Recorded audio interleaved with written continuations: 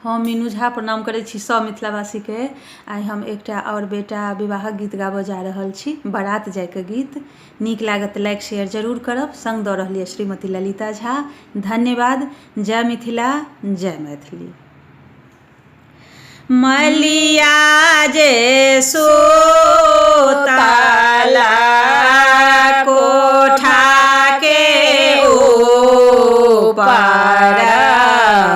मालिन बेटे सोतो दाड़ा बाड़ा। हे मलिया जे सोतला कोठा के ऊपर, मालिन बेटे सोतो दाड़ा बाड़ा। हे दौरा लागे लाखिना दुला दुलारुआ, मौरे ता देयाने बनाए। दौरा लागे लाखिना दुला दुलारुआ, मौरे ता देयाने बनाए।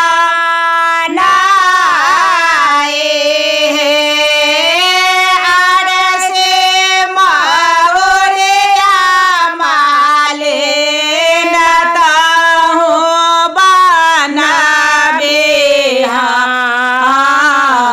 झलकैता जाए बसासुराड़ा। हे आरे से मौरिया मालिन ताहू बनाबे, झलकैता जाए बसासुराड़ा।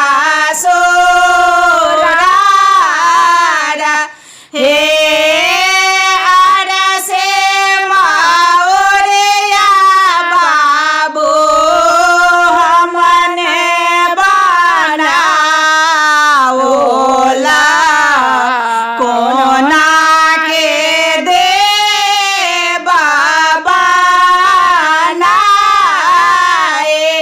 हे चारो काते बरिया मालिन हेराओ मोते, बेचा बेचा असली